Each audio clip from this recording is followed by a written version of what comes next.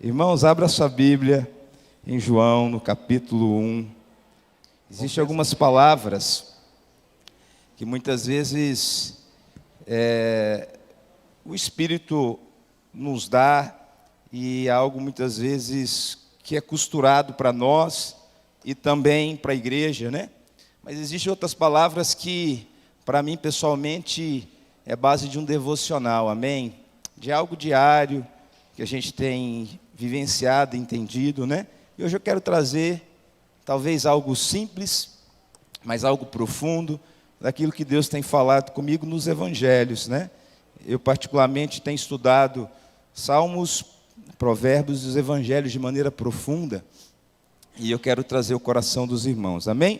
João, capítulo 1, me ajuda aí, Bruno, vou precisar da sua ajuda bastante aí, amém? São alguns textos, alguns textos, amém, irmão? Irmão, vocês terem um pastor mestre é complicado, vocês vão me suportando, amém? Aleluia, hoje mais do que nunca, mas vamos lá. João, capítulo 1, no versículo 1, fala assim: no princípio era o verbo, e o verbo estava com Deus, e o verbo era Deus. Ele estava no princípio com Deus. Todas as coisas foram feitas por intermédio dele, e sem ele, nada do que foi feito se fez. A vida estava nele, e a vida era a luz dos homens. A luz resplandece nas trevas, e as trevas não prevalecem contra ela. Lá no versículo 10, o verbo estava no mundo. O mundo foi feito por intermédio dele, mas o mundo não o conheceu. Veio para os que era seu, e os seus não receberam. Mas a todos quanto receberam, deu-lhes o poder de serem feitos filhos de Deus, a saber, aos que creem no seu nome, aos quais não nasceram do sangue, nem da vontade da carne, e nem da vontade do homem, mas de Deus. E o verbo se fez carne e habitou entre nós, cheio de graça e verdade.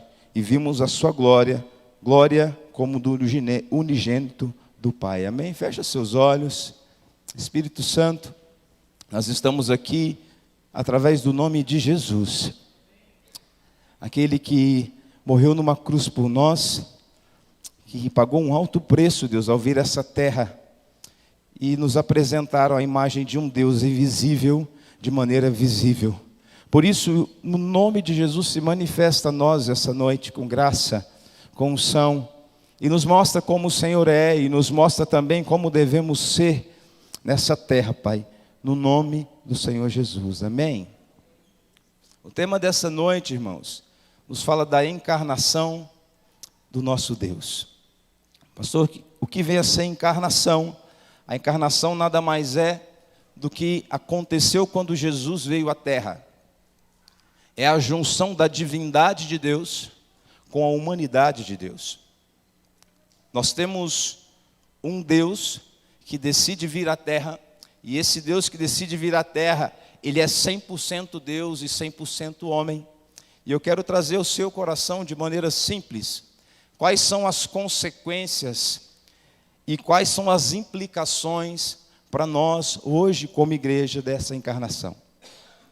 Eu confesso, irmãos, que quanto mais eu estudo a Cristo, mais constrangido eu fico pelo seu amor e pela sua grandeza. Estude a palavra, mergulhe na palavra. É impossível você conhecer a palavra se você não se apaixonar por esse Jesus. Quanto mais eu mergulho, e é engraçado, eu tenho meditado nos evangelhos, eu tenho lido um livro muito profundo sobre Jesus, eu tenho assistido The Chosen, né? Aquela série que está no Netflix, no aplicativo, e enquanto a vida de Jesus tem falado comigo, nós dizemos ser um país cristão, mas pouco se conhece desse Jesus. Nós dizemos que somos seguidores de Jesus, mas pouco se conhece acerca disso. Muitas vezes, irmãos, os nossos púlpitos, as nossas canções, estão vivenciando, cantando ou pregando muita coisa que é distoante, muitas vezes, do que é a essência, que é o próprio Jesus. Eu conversei com o louvor semana passada, e eu falei, não cante canções da moda, cante canções que entronizem o nome de Jesus. Essa igreja é uma igreja cristocêntrica.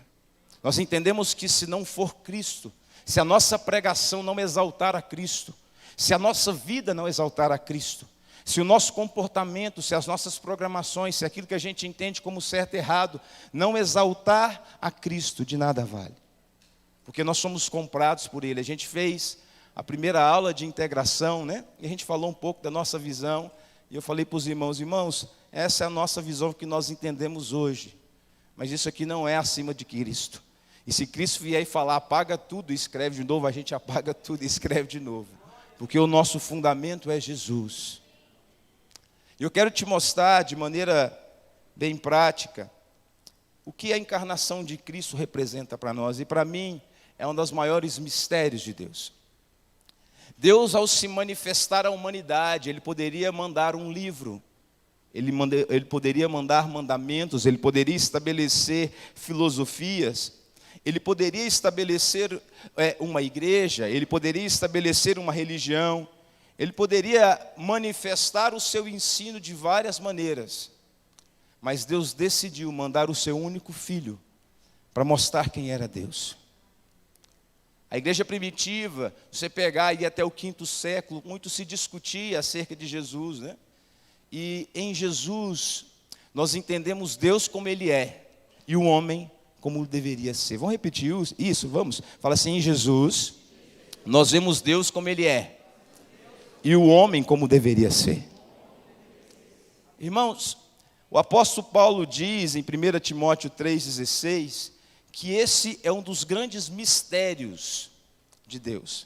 Na verdade, eu não quero tentar explicar, porque senão a gente ficaria meio em loucura, em construção disso, por isso que o apóstolo Paulo deixa claro que isso é um mistério. Como um Deus pode tomar a forma de um humano, de uma criança. Como um Deus que criou todas as coisas pode tomar a forma de um homem. Como um Deus pode ter sede de uma água que Ele criou. Como um Deus pode depender de um alimento pelo qual Ele criou todo o universo. Como Deus pode depender de cuidar de uma mãe. Como um Deus pode, sofrer. Como um Deus pode, chorar. O mistério, o mistério que entendemos da encarnação é algo glorioso. Um Deus que decide vir à terra. Irmãos, e se você estudar as religiões do mundo, você vai encontrar 2 tipos de deuses. Ou um Deus distante, soberano, que normalmente julga quem eu sou e normalmente manifesta uma justiça de maneira distante, inacessível. Ou normalmente um Deus terreno, que talvez não tenha o poder desse Deus distante. Mas nós servimos um Deus que se fez carne. Se você ler a Bíblia de maneira cronológica, nós não temos, a nossa Bíblia ela não é escrita de maneira cronológica, mas se a gente fizesse entender de maneira cronológica, o primeiro versículo da Bíblia não era Gênesis capítulo 1, versículo 1. O primeiro versículo da Bíblia seria João, capítulo 1, versículo 1. Porque antes da criação do mundo, a palavra de Deus fala, e nós lemos, no princípio era o verbo, e o verbo estava com Deus, e o verbo era Deus. Deus traduz o verbo, ou seja, a palavra, Jesus, aonde antes de tudo Ele estava com Deus e Ele cria todo o universo. E a Bíblia está falando que todas as coisas foram criadas por intermédio dEle.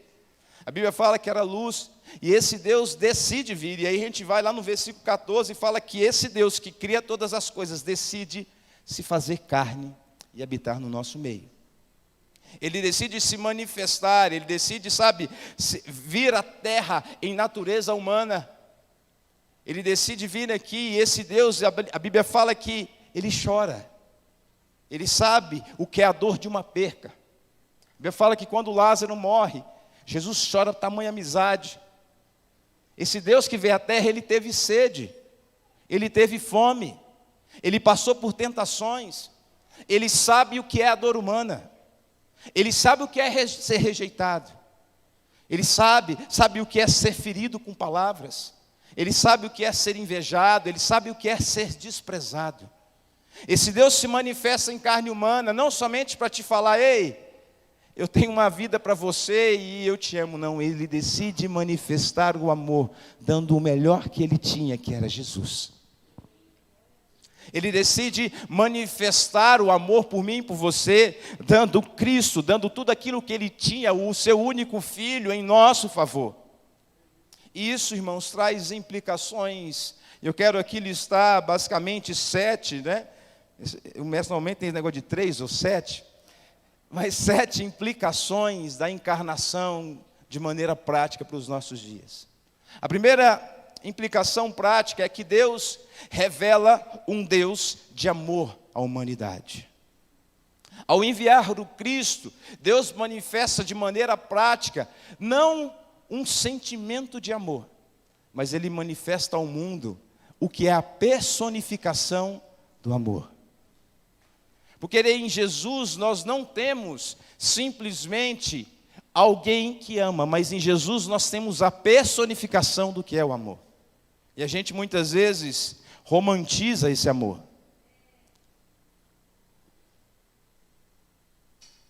Você não vai ver na Bíblia Jesus falando eu te amo para ninguém. Mas você vai ver na Bíblia Jesus se entregando numa cruz de maneira injusta, sem nenhum pecado, em amor de toda a humanidade. Não é um amor fingido, um amor falado, um amor, manifesto, em gestos humanos, não, mas é um amor de uma vida entregue numa cruz, em amor de mim e de você. Tem uma música do Weber, do Vire, para mim ela é muito forte, ele fala assim: sentado numa manjedoura, eles prostraram, sentado no trono de glória, o que farei? Quando nós entendemos que, e no fim de todas as coisas nós vamos entender isso, e talvez você não entende, você precisa entender esse grandioso amor. Um Deus que decide vir e viver uma vida, humana, mas nós um dia veremos como a glória dele de um Deus perfeito, e nós entenderemos o que ele fez naquela cruz de maneira plena. O que faremos como olharmos naquele trono? Um rei que decide abdicar do seu cargo, do seu lugar de honra, de glória, de adoração, para vir à terra. Em Deus nós vemos realmente o coração, o amor, Deus como é. Você quer entender a Deus? Olhe o que é Jesus. Você quer entender o coração de Deus, você quer entender a manifestação de Deus. Deus deixou Jesus de maneira clara na terra para mostrar como Ele é. No livro de João, aqui no versículo 18, ele fala o seguinte, capítulo 1, versículo 18, fala assim: ninguém jamais viu a Deus, o Deus unigênito que está no seio do Pai, é quem o revelou. Você quer ver Jesus, você quer ver a Deus? Olhe para Jesus. E Jesus manifesta de maneira clara o amor dele pela humanidade. Jesus manifesta de maneira clara a entrega. Lá no livro de 1 João, agora não em João, no capítulo 4, coloque para mim, Bruno. 1 João, no capítulo 4, lá no versículo 9. O mesmo João que escreveu agora em sua epístola, ele fala assim: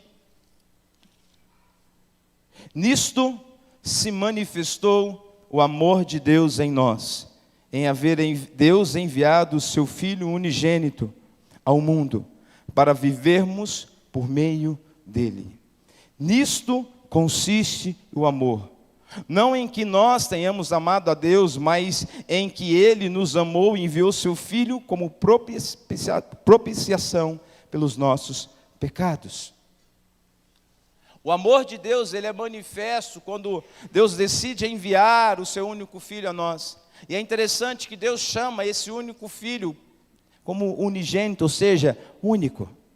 Ou seja, a paternidade de Deus era doutrinada somente a esse Filho, mas o desejo desse Deus amoroso em ter mais filhos faz com que Ele mande à terra para que através de Jesus possamos entender que, olhando para Ele, quem crer nele, quem entender que Ele pode também se tornar filho de Deus. E agora Ele não é mais o unigênito de Deus, mas agora Ele se torna o primogênito de Deus. Aonde aqueles que olharem para Jesus e crerem nele podem também ter o privilégio de se chamar, ter um Deus como um Pai. Se olhar as principais religiões do mundo, o budismo, o islamismo. Se você olhar para as 4 principais, religiões do mundo, você não vai ver um Deus que se manifesta como um pai. Se você olhar a fundo, por exemplo, a doutrina espírita, você também vai entender que é muito mais uma troca do que o entendimento de um Deus que manifesta como um pai. A doutrina cristã é uma das poucas do mundo que colocam o seu Deus como um pai. E isso, irmãos, quando você olhar a história do filho pródigo, para mim é uma das coisas mais fantásticas. Eu falei com os irmãos aqui na sexta-feira. O filho pródigo, a história do filho pródigo, se a gente entender um pouco a cultura judaica, você vai ver o que é o coração desse pai. A Bíblia fala que o seu filho mais novo pede a sua herança de um pai ainda vivo. Ou seja, é como se o filho menosprezasse a existência do pai. E fala: pai, eu não quero saber quem você é, mas eu quero os seus bens. E me dá a minha herança, mesmo do Senhor vivo. É como se o filho naquele pedido tivesse sepultado o seu próprio pai. Mas a palavra de Deus fala que esse filho vai, se perde, gasta o seu dinheiro com prostitutas, a ponto dele cuidar de porcos e ver a comida dos porcos e desejar. E ele fala: nem os servos do meu pai têm tal comida, eu vou voltar. E a palavra de Deus fala que o pai, à distância, vê o filho. E ao invés de o filho sair correndo atrás desse pai, a palavra de Deus fala que o pai, ele sai correndo do filho, abraça esse filho, dá ele um anel, dá roupas novas, faz uma festa para esse filho. Irmãos, isso numa cultura judaica, isso era algo incomum. Porque aquela atitude daquele filho em ter enterrado seu pai mesmo vivo, não traria essa reação, mas a palavra de Deus mostra de maneira clara o desespero que é Deus ao nosso respeito. O amor desse pai, ele nos conquista. Deixa eu te falar algo, muito mais do que você querer a Deus, Deus estar desesperado em te pegar, em colocar no colo, está entendendo isso? Existe um desespero. A palavra de Deus fala que Ele nos amou primeiro. A palavra de Deus fala que o amor dele foi revelado a nós. Existe um desespero desse pai em ter filhos, em colocar no colo, em dar um novo anel, em dar uma nova condição, em dar destino, em fazer com que a sua vida seja diferente. Não está ligado ao quanto eu sou bom, não está ligado, ao quanto a minha natureza deseja. Não, é uma natureza de um Deus que quer ser manifesto e quer manifestar o amor a você. Existe uma perseguição de um amor a nós, existe uma perseguição desse amor a nós, tentando nos constranger, até que nós possamos nos dobrar. Não é um Deus que quer impor um modelo de vida, não. É um pai que está desesperado para manifestar o amor daqueles que querem voltar, como o filho pródigo. O pai respeita o livre-arbítrio, ele não vai atrás. Mas quando o filho cai em si e decide voltar, esse pai de longe veio. Eu imagino que aquele pai, todo dia, ele subia na sacada da casa e olhava: é hoje que ele vai voltar. É hoje que ele vai vir. E muitas vezes, irmãos, na sua vida, o pai todo dia, ao você acordar, ele fala: é hoje que ele vai se dobrar. É hoje que ele vai deixar de tentar viver uma religião e entender que ele é um filho. Entender que ele precisa somente ser um filho para mim. Todo dia, ao você acordar, Deus tem uma expectativa em manifestar o amor dele para com você. Um Deus que se manifesta o seu amor por nós através de Cristo vindo à terra. Repete comigo, fala assim: Deus me amou primeiro. Não está ligado, irmãos, à minha justiça própria, não está ligado ao quão bom eu sou, não está ligado ao quão desejo. A minha natureza, ela menospreza a Deus. Mas esse Deus, ao entregar Cristo, Ele mostra o quão desesperado Ele está, ao meu respeito e ao seu respeito. O segundo ponto na encarnação é que Deus, ao entregar Jesus, Ele oferece à humanidade um padrão, um exemplo de plenitude de vida. Deus, ao entregar Jesus, Ele não somente mostra o coração de Deus, mas Ele mostra para mim e para você como devemos nos comportar nessa terra. Irmãos, a palavra de Deus fala que os fariseus, os religiosos da época, aqueles que tinham maior conhecimento da Torá, ou seja, da Bíblia daquela época, se a gente pode contextualizar assim, eles olhavam para Jesus e eles não acreditavam que Jesus era o Filho de Deus. Jesus era tido como um beberrão e um comelão. Jesus era tido como amigo dos publicanos e dos pecadores. A religião não conseguia olhar para Jesus e entender que ele era o Filho de Deus. Por quê? Porque a religião construiu um Deus diferente daquele Deus pelo qual eles deveriam servir. E Jesus veio à terra mostrar que não está ligado se você guarda o sábado, se você lava a mão antes das refeições. Não está ligado, sabe, a dogmas, doutrinas, seguimento de regras. Mas Jesus veio à terra mostrar que está ligado a um coração que está disposto a ser quebrantado. E está disposto a ser uma criança na presença dEle. Está disposto, sabe, a viver como uma criança, numa ingenuidade, numa procura, num desespero. Simplesmente vivendo essa proposta do Evangelho. E ao mandar, ao enviar Jesus sobre a terra, Deus quer de maneira prática mostrar como deveríamos ser. Muitas vezes, irmãos, eu fico olhando o contexto da religião, da igreja evangélica. Muitas vezes até, sabe, dos nossos cultos, será que se Jesus estivesse aqui, será que a gente também não se escandalizasse com Ele? Será que se Jesus estivesse aqui, e muitas vezes um travesti, um trans, alguém que trocou de sexo, alguém, sabe, um casal de trans entrar nessa igreja e se ajoelhar aos pés de Jesus e começar aos pés de Jesus, será que eu e você talvez não entrava em escândalo com Jesus? Será que a nossa religião suportaria esse Jesus que ama os pecadores, que vivia no meio das prostitutas, dos leprosos, das pessoas que eram rejeitadas pela sociedade? Será que nós aceitaríamos esse Jesus? Será que nós entenderíamos esse Jesus e nós falaríamos, esse é o Jesus que nós cremos? Ou será que nós esperaríamos um Jesus evangélico, um Jesus gospel, um Jesus coaching, um Jesus, sabe, de uma fala bonita, uma fala branda? Será que nós entenderíamos, sabe, ao olhar a manifestação daquilo que Jesus fez, por exemplo, com Zaqueu? Um homem que roubava, um homem que, que fazia uma extorsão, né? O Império Romano, ele tinha alta carga tributária. Será que ao Jesus entrar na casa de Zaqueu, será que a gente aceitaria esse Jesus? Entrando na casa, sabe, de um publicano, de um cara que roubava, sabe, o povo de Deus, será que a gente aceitaria esse Jesus? Mas pelo contrário, Jesus, quando veio à terra, ele se entregou aos menos favorecidos. Ele se entregou às pessoas que tinham, sabe, maior rejeição da sociedade daquela época. Foi para eles que eles se rejeitaram.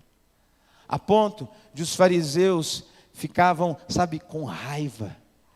E Jesus ter confrontado a religião deles. Meu irmão, no nome de Jesus, quando você se encontra com Jesus, a religião do seu coração, ela é confrontada. A falsidade do seu amor, ela é confrontada. O seu egoísmo em pensar somente em si mesmo, ele é confrontado. Porque Jesus não poupou a sua vida em prol dos pequeninos. Jesus não poupou a sua vida, sabe, em prol das pessoas menos favorecidas. Jesus não poupou a sua vida em entregar para aqueles pelo qual as pessoas rejeitavam. Jesus não poupou. Ele se doou, ele se entregou. Enquanto todos estavam querendo apedrejar uma mulher que foi pega no flagrante adultério, a palavra de Deus fala que Jesus fala, aquele que não tiver pecado, atire a primeira pedra. Irmão, e quão armados estamos nos dias de hoje? Você quer ver isso? Você olha os comentários, muitas vezes, das postagens na internet. Está todo mundo com a pedra na mão, esperando alguém para jogar. Ou uma situação, ou uma notícia, ou alguém. Todo mundo com a pedrinha na mão, tentando, sabe, de maneira manifestar a sua justiça interna. Mas Jesus vira para aquele povo e fala, aquele que não tiver pecado, lança a primeira pedra. Por isso que ele fala que aquele que vê o cisco no olho do outro, cuidado com a trave que está no seu. É um Jesus que manifesta um amor e a justiça totalmente diferente do nosso conceito. A palavra de Deus fala, aqui ainda no livro de 1 João, no capítulo 2, no versículo 5, ele fala assim, 1 João 2,5 fala: aquele, entretanto, que guarda a sua palavra, nele verdadeiramente tem sido aperfeiçoado no amor de Deus. Nisso sabemos que estamos nele. Aquele que diz que permanece nele, esse também deve andar assim como ele andou. Existe um livro antigo que diz: em seus passos, o que faria Jesus?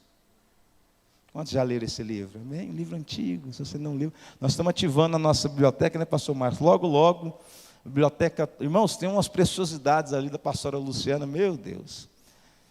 O pastor Marcos organizando para liberar. Você não leu, meu irmão? Lê esse livro. Em seus passos, o que faria Jesus? Ou seja, sabe, na lida com os filhos, como esposo, no seu trabalho, na sua escola, no trânsito, no supermercado, sendo confrontado, sendo, sabe, invejado, sendo criticado, em meus passos, o que Jesus faria? O que João está dizendo aqui, que aquele que permanece nele, é aquele que anda como ele andou.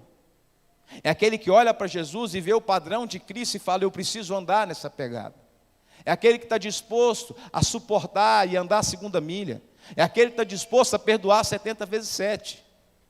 É aquele que está disposto, sabe, a ser rejeitado, ultrajado, e dizer lá naquela cruz: perdoa, que eles não sabem o que fazem. Nós precisamos olhar para Jesus, não como um Jesus histórico, não como um Jesus, não, mas é um Jesus que nos traz um padrão de como devemos viver nessa terra, que personifica de maneira clara, palpável. E aqui nós temos 4 evangelhos que está escrito acerca dele, de como devemos ser, de como devemos nos relacionar, de como devemos, sabe, até acerca de impostos, Jesus nos ensinou. O Jesus, se você pega ali, né, o sermão da montanha ali, irmãos, quantas coisas preciosas tem ali, acerca de julgamento, acerca de pecado, acerca das bem-aventuranças.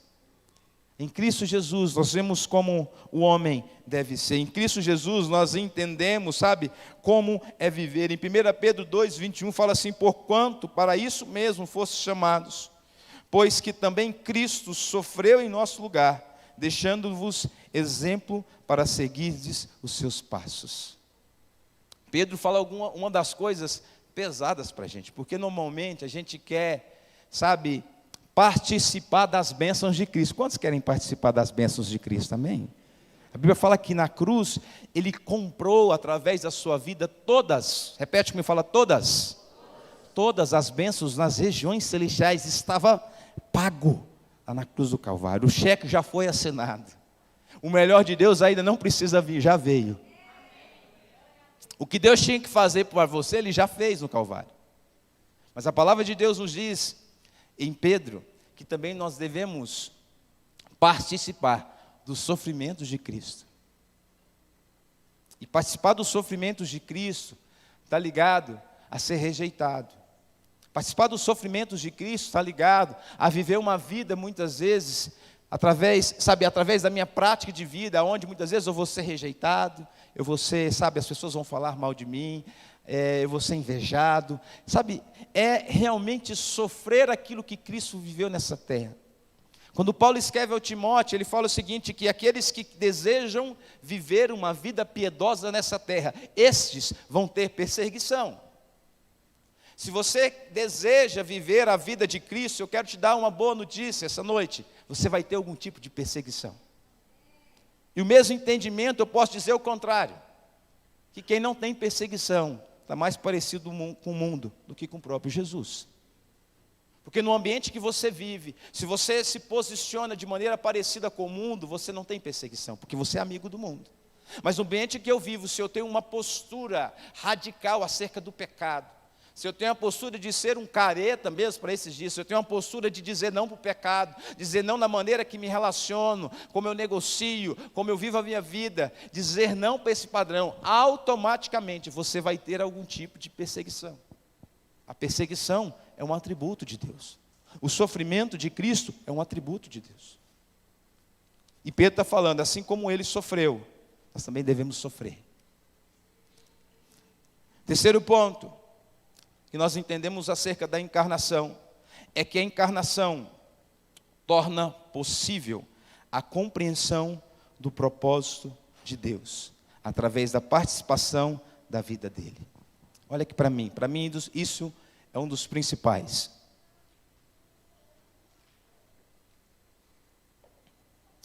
Eu não sei o seu passado, eu não sei o seu futuro, mas uma coisa eu quero te deixar muito clara: quando você conhece a Cristo, existe uma clareza daquilo que eu vivi no passado e que muitas vezes eu não entendia. E existe uma clareza, através desse passado, existe uma clareza para o meu futuro. Muitas vezes alguém que foi ferido pelos pais em algo, ele vai ser curado nessa ferida e ele vai ajudar outras pessoas que foram feridos para sair daquele lugar e ser usado naquilo. Tem muita coisa na sua mente que não entende do que fizeram com você, sabe? E aí entra naquela noia de um Deus mau, de um Deus que deixa com isso, deixa aquilo, deixa ser abusado, enfim. Quando você conhece a Cristo, existe uma clareza do propósito eterno de Deus acerca da sua vida, onde todas as coisas foram escritas antes da fundação do mundo. Existe uma clareza de propósito, existe uma clareza daquilo pelo qual Ele, regenerou e te possibilita a viver uma vida nova nele. Ele pode, através da sua vida, ao entender a Cristo, quebrar toda a maldição que houve para trás. E você, através da sua geração, gerar uma geração diferente, abençoada por essa palavra e por esse Cristo. Eu tenho convicção que na grande maioria das famílias, se você olhar para os seus antepassados, vão ter maldições, vão ter comportamentos que foram repetidos. Mas existe um princípio da palavra, que aqueles que recebem a Cristo, eles participam das bênçãos de Cristo.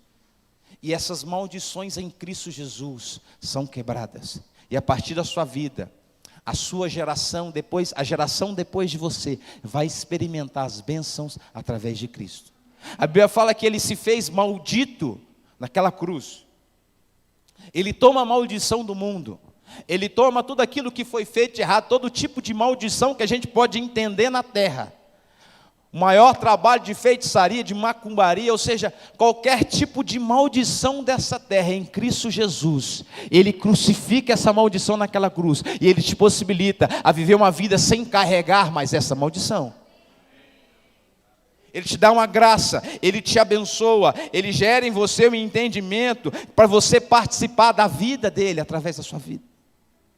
Vai comigo lá em 2 Pedro, volta um pouquinho, 2 Pedro no capítulo 1, versículo 1. Um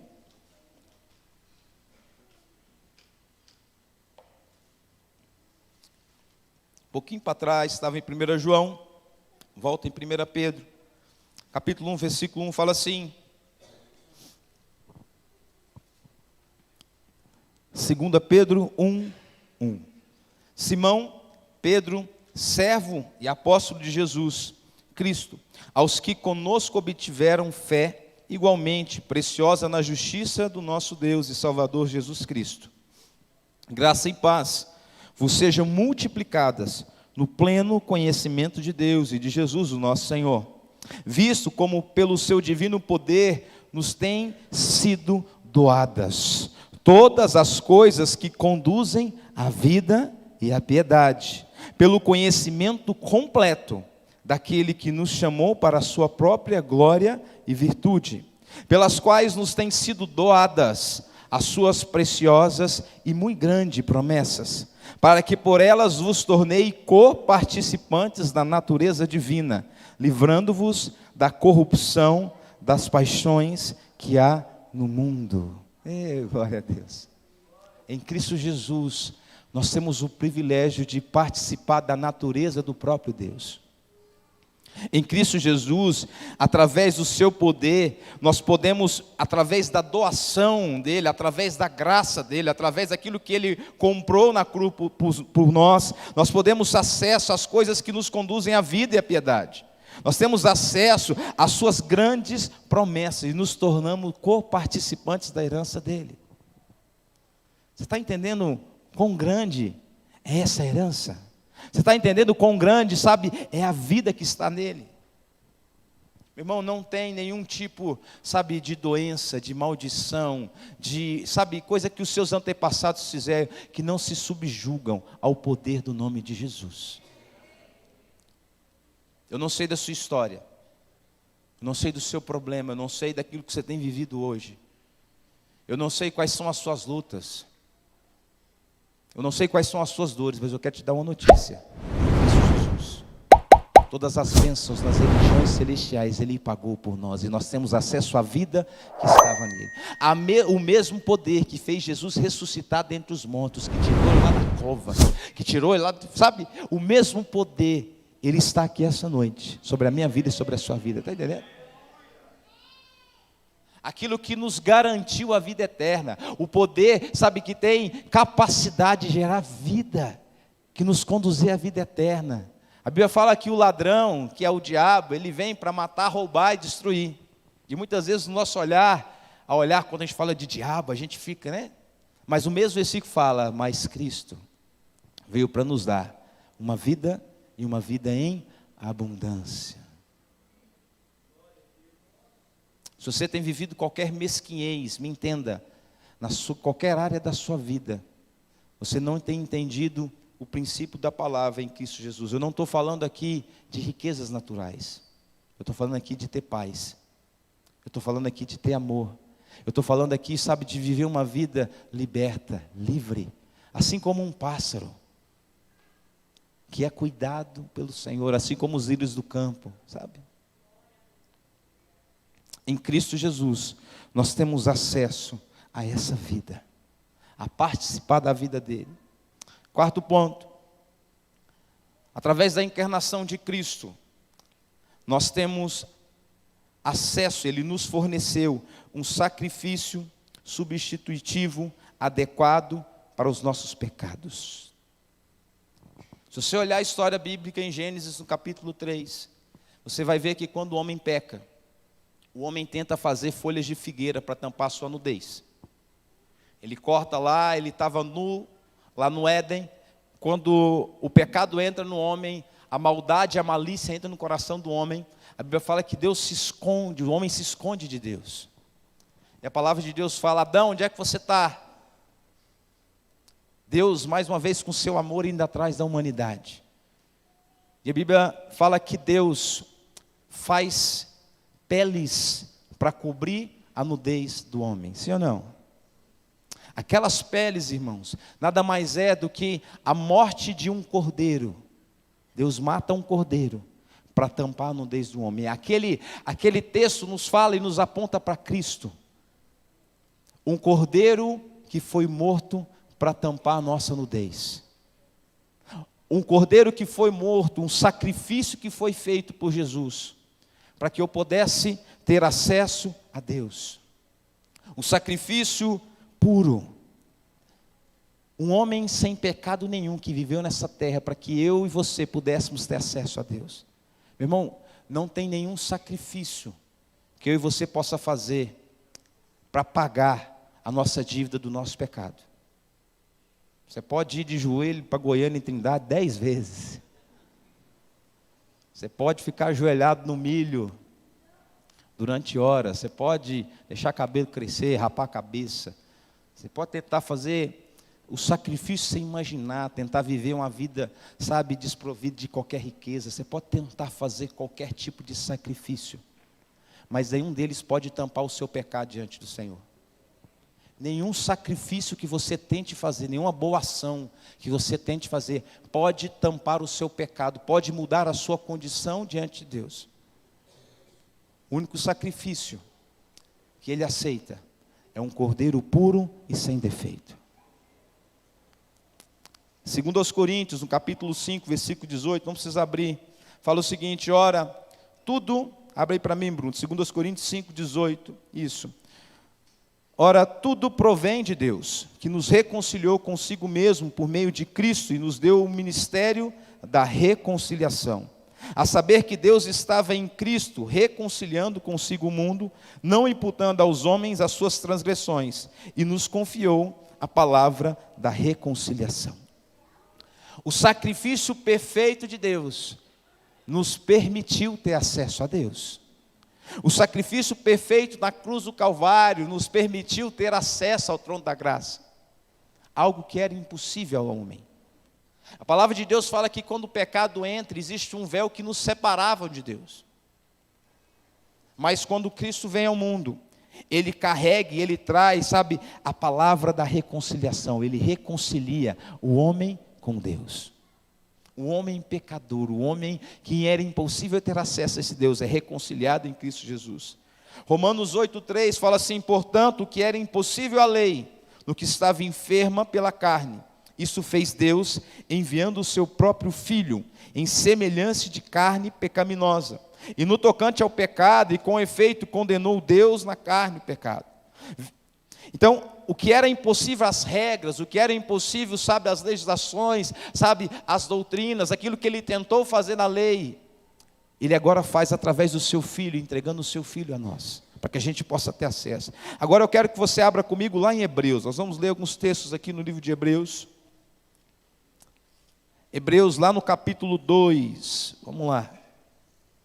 Quero que a palavra fale ao seu coração, amém? Hebreus capítulo 2, no versículo 14.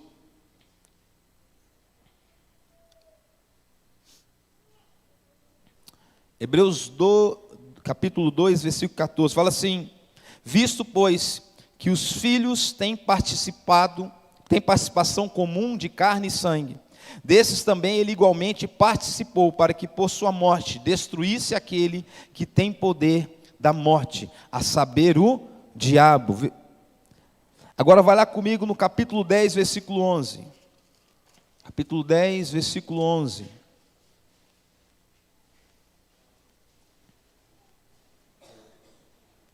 Ele fala assim: ora, todo sacerdote, capítulo 10, versículo 11, isso. Ora, todo sacerdote se apresenta dia após dia, a exercer o sacrifício sagrado e a oferecer muitas vezes os mesmos sacrifícios, que nunca jamais podem remover pecados. Jesus, porém, tendo oferecido para sempre o único sacrifício pelos pecados, assentou à destra de Deus. Eu não sei qual o tamanho do seu pecado, mas eu quero te dizer algo essa noite: Jesus Cristo é suficiente.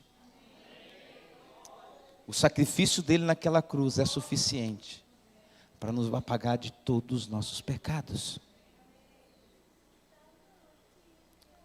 O sacrifício perfeito de Deus é suficiente sobre nós. E não somente o sacrifício. Jesus, ele não foi somente o sacrifício, já entrando no quinto ponto.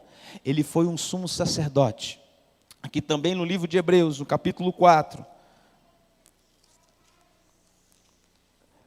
No versículo 14, fala assim: ele não somente foi o sumo sacerdote, mas também, ele não somente foi o sacrifício, mas o sumo sacerdote. Fala assim: tendo, pois, Jesus, o Filho de Deus, como grande sumo sacerdote que penetrou aos céus, conservemos firme a nossa confissão, porque não temos sumo sacerdote que não possa compadecer das nossas fraquezas. Antes, ele foi tentado em todas as coisas. Repete comigo: todas as coisas. A semelhança, mas sem pecado. Acheguemo-nos, portanto, confiadamente junto ao trono da graça, a fim de receber misericórdia e acharmos graça para socorro em ocasião oportuna.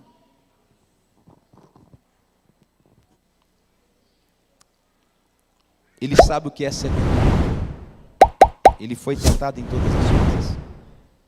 Muitas vezes a gente tem um mito, uma religião, uma imagem de Jesus na nossa mente, a imagem de um Deus na nossa mente, que a gente não pode falar de algumas coisas. Irmão, ele sabe o que é ter diarreia. Ele sabe, vamos falar umas coisas mais, para vocês entenderem a humanidade de Deus. Ele sabe o que é, sabe, ser perseguido. Ele sabe sabe o que é ser tentado como homem, olhar para uma mulher, ele sabe o que é, sabe, difamar alguém, ser tentado a difamar alguém com a língua, ele sabe o que é ser conivente com o pecado, ele sabe o que é, sabe, usurpar de um poder para instigar outras pessoas a fazer algo.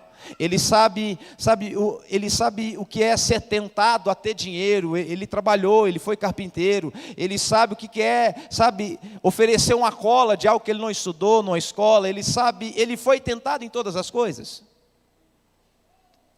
Por isso que nós podemos ter acesso a ele.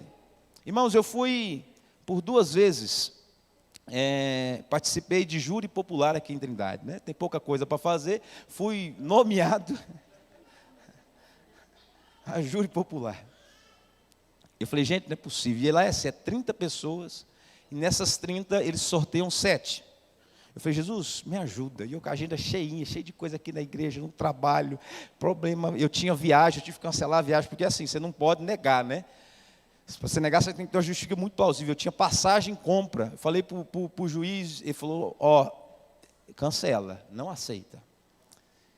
Eu falei, sério? Eu falei, qual que é a consequência? Qual que é a multa? Ele falou assim, pode ser até preso. Eu falei, então tem que ir lá, né? Eu falei, não vou bobear, né?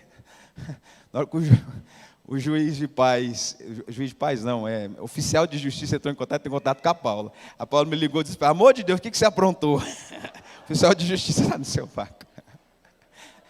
Eu falei, que eu saiba nada, né? E me jogaram nessa. E aí, irmãos, era 3 vezes.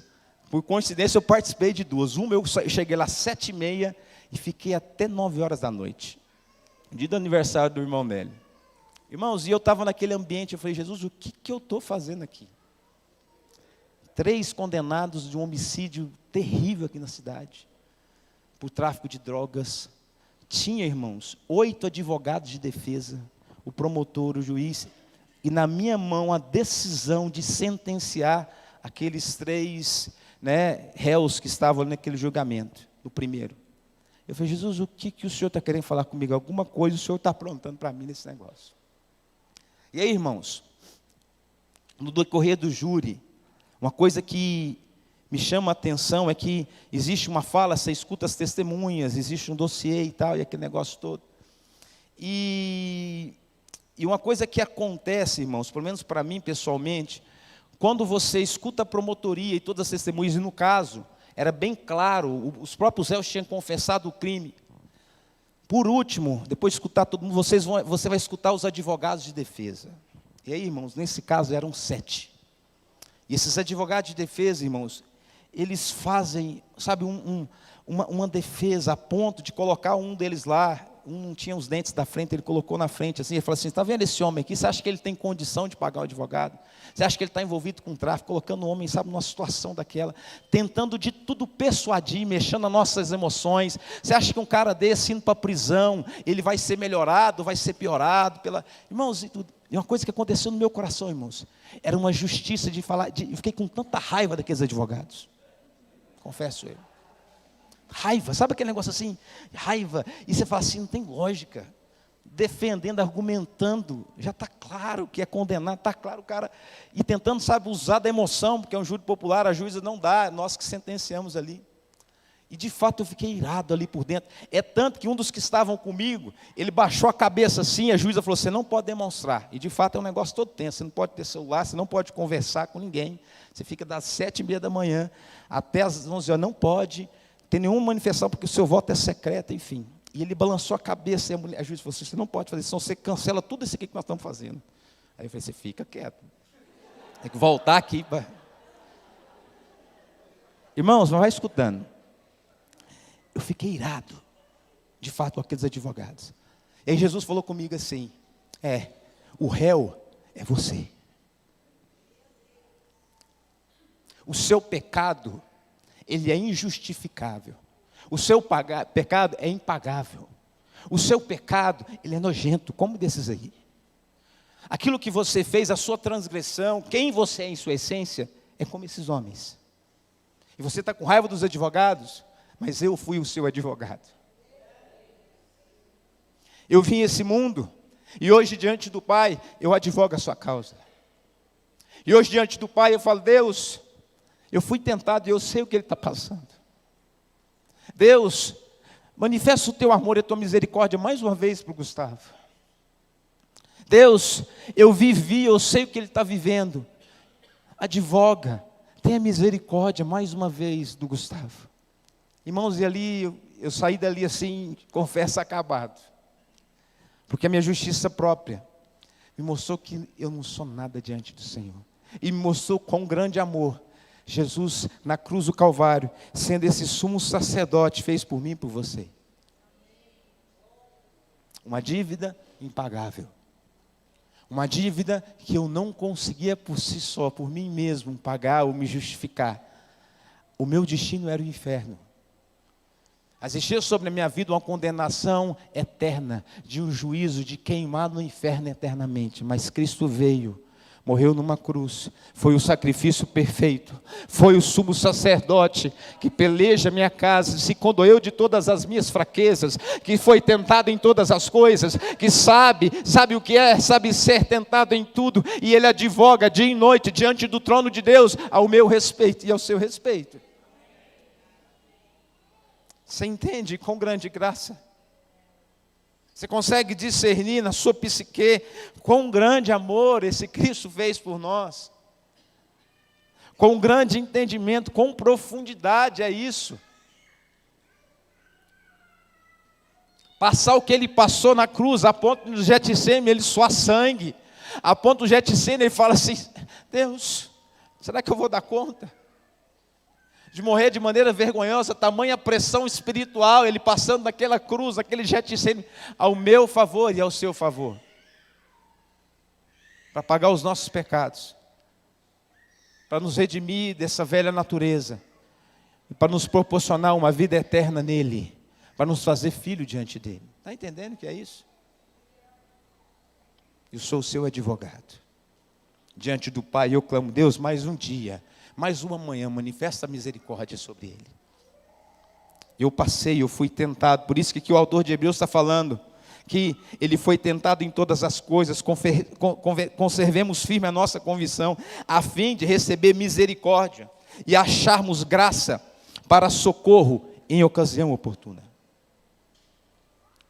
Nós temos em toda tentação um socorro de Deus para nos livrar. Jesus falando assim: ei, eu já passei por isso. Eu vou te ajudar a você não cair no pecado, porque eu não caí. Está entendendo? Ele tem autoridade de, quando você é tentado em qualquer situação, de chegar para você e falar assim: ei, eu passei por isso. Eu sei o que é ser tentado, mas eu não caí, eu consegui vencer, e eu vou agora te ensinar a você vencer. Eu vou agora te ensinar a você andar sem tropeço, a você andar de maneira altaneira, a você andar em santidade, num padrão, a perfeita estatura do varão perfeito, sabe, a perfeita varonilidade. Eu vou te ensinar a andar em perfeição. Por isso que ele fala: anda na minha presença e ser perfeito. Anda comigo. Eu vou te ensinar a vencer o pecado todos os dias, porque eu passei por isso. Eu fui o sumo sacerdote que passei por tudo isso que você passou, e eu sei o que é vencer o pecado. Eu sei o que é ser tentado e vencer. E para finalizar, o sexto ponto: a encarnação nos garantiu ter uma comunhão com Cristo e com a sua família. Quando Cristo veio na cruz, irmãos, eu passei a participar da família de Deus. Vira para o irmão que está do seu lado e fala assim: a sua família não é mais o que o seu sobrenome diz, mas você faz parte da família de Deus. Você tem um pai chamado Deus, e você tem um irmão mais velho chamado Jesus. Você consegue entender isso?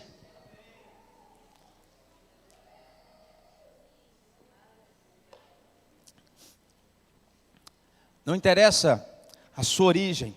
A Bíblia fala que quando nós entendemos esse evangelho, nos entregamos a ele, nós passamos a participar da família de Deus. Nós somos filhos de Deus. 1 João 1,7, abre aí para mim, Bruno. 1 João 1,7 fala assim: se porém andarmos na luz, como ele está na luz, mantemos comunhão uns com os outros. E o sangue de Jesus, seu Filho, nos purifica de todo o pecado. Irmão, quando você tem comunhão, sabe? No corpo de Cristo, existe um sangue que vai te purificando, te lavando, amém? Amém? E essa comunhão, irmãos, é tanto nas partes boas, mas também nas partes ruins, amém? Quando o irmão pisa no seu calo, é uma oportunidade que você está te dando para você perdoar ele, o sangue de Jesus vai te purificar, amém? Não é só comer churrasco na casa do irmão, mas é também, sabe, ser arranhado aqui dentro, amém?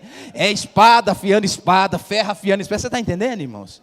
É cheio de gente doente dentro do hospital, e existe aqui um conselho de cura, que é onde você vai tocando aqui no outro aqui, irmãos, vai sendo curado, amém?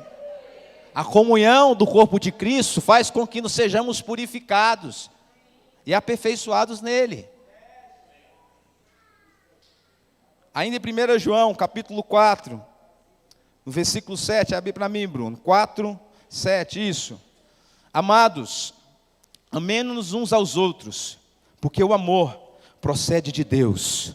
E todo aquele que ama é nascido de Deus e conhece a Deus. Versículo 8, aquele que não ama não conhece a Deus, pois Deus é amor. Nisto se manifestou o amor de Deus em nós, em haver Deus enviado o Filho unigênito ao mundo, para vivermos por meio dele.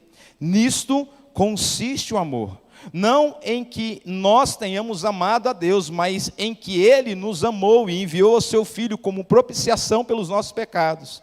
Amados, versículo 11, se Deus de tal maneira nos amou, devemos nós amar uns aos outros. Vira a pessoa que está só e fala assim, você não tem escolha, você tem que me amar, você tem que me suportar, amém? O mais chato que você seja, você vai ter que me suportar. Está entendendo, irmão?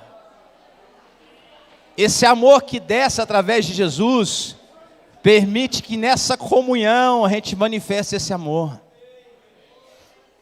Em Cristo Jesus, nós participamos agora do corpo de Cristo. Cada um agora tem uma função. Nós participamos da família de Deus. Nós temos comunhão uns com os outros. Assim como Ele nos amou, Ele nos ensina que nós também devemos amar uns aos outros. Está entendendo? Amém, irmãos? Amém, pastor Mateus? Pastor Mateus tem que me amar, amém? Os irmãos do encontro sabem a piadinha. Amém, amém, Ele me ama, amém. Amém, irmãos? E por último, irmãos, em Cristo Jesus encarnado, Deus devolve para o homem o domínio sobre a terra e o domínio sobre os poderes malignos. Repete-me, fala assim, em Jesus encarnado, nós temos autoridade sobre a terra e nós temos autoridade sobre os demônios. O Jesus encarnado devolve a autoridade nossa sobre a terra. Em Mateus capítulo 16 fala o seguinte, que nós em Cristo Jesus, a chave do reino dos céus nós temos nas nossas mãos, amém?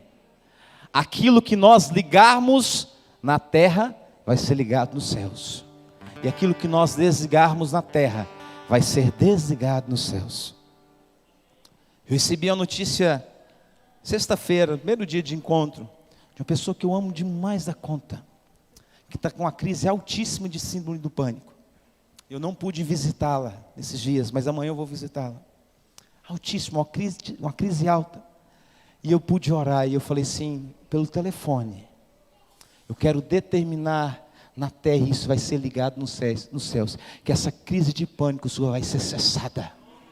Porque Deus nos deu, através da encarnação de Cristo, Jesus vindo à terra, Ele devolveu a nós a autoridade, sabe, sobre essa terra, a autoridade sobre demônios.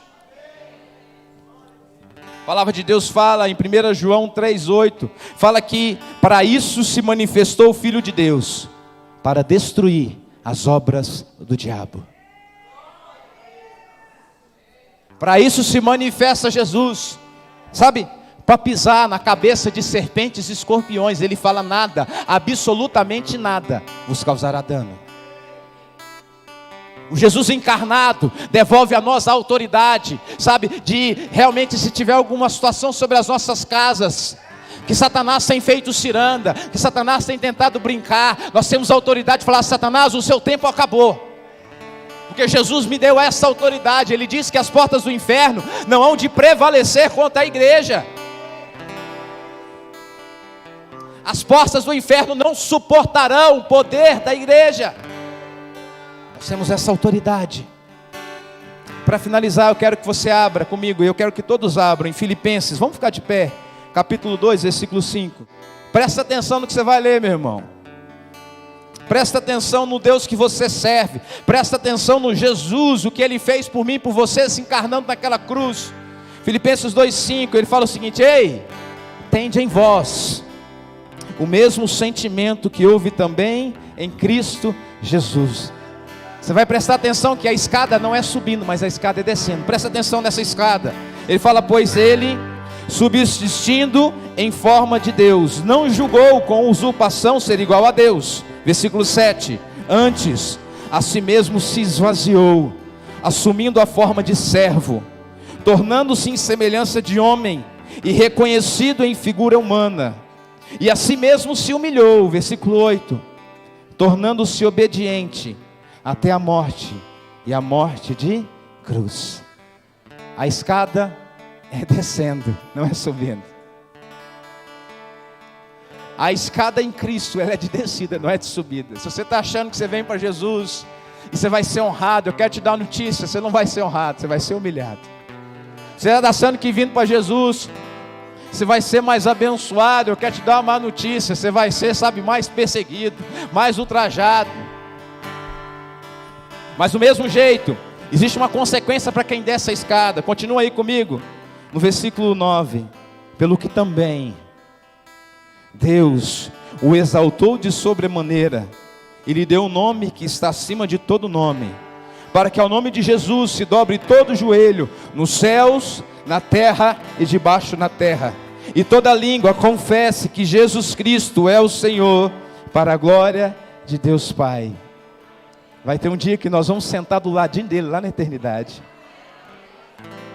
Vai ter um dia que na eternidade não vai ter mais dor, não vai ter mais lágrima, não vai ter mais tristeza. Vai ter um dia que essa natureza vai ficar nessa terra, e a gente vai ter um corpinho zero bala na eternidade, sem pecado. Vamos adorar Jesus, amém?